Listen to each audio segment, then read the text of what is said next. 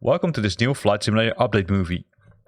In this movie we're going to look at the latest facts about Sim update number 10, which will be released on the 23rd of August, which is, I would say, less than a month before it's available.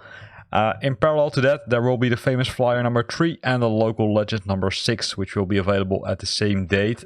There's nothing new about that yet.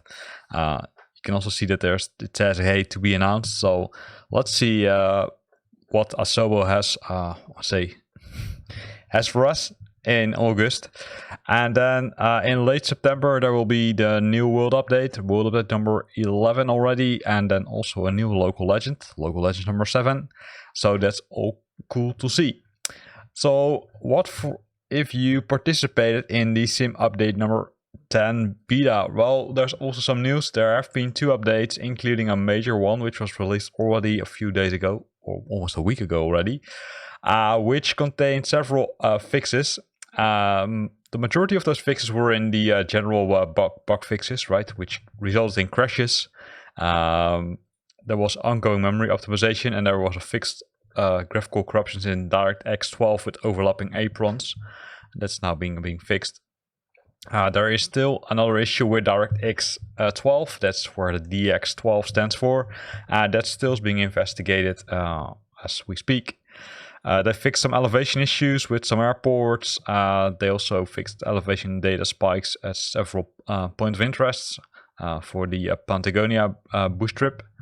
They made some fixes for the weather rendering. There was a weather rendering issue on the Xbox that's now being fixed in this beta release of Sim update number 10. And that changed the behavior of the SimVar fuel system tank weight, right? That's for the, I would say, developers who want to plug in their aircrafts and want to read the fuel. There was a change there, so let's hope it doesn't break too many aircrafts. They fixed the closed airport and only add if replaced flags in the world map, right? So there were some issues with the closed airports, and there was also an issue where the duplicate objects in the scenery object list was being displayed. So that's done.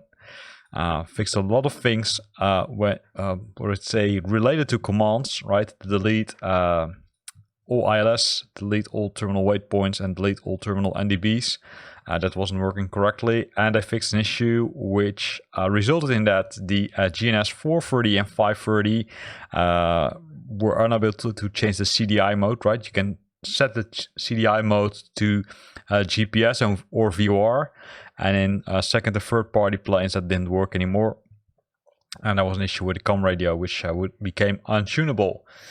So a lot of things in the general section. Then if we scroll down, we see the next section, right? The VFR map. The VFR map, there was an issue with the scroll bar.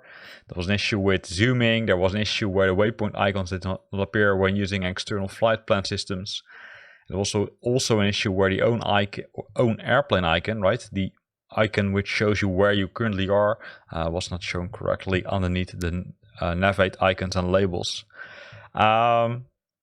Some issues with the current range legend to the bottom left map corner, and added the radio indent or ident and localizer course to the airport ILS localizer details in the facility details pane. And that's something I'm going to record a new video about. If we go to the G1000 NXi specifically, there were some issues with the VPath and VNav, but also the bearing points which didn't show up correctly. So a lot of fixes which I would say made it even better, right? Because I personally like the G1000 NXi a lot. I'm using the beta already for some time and I like it a lot.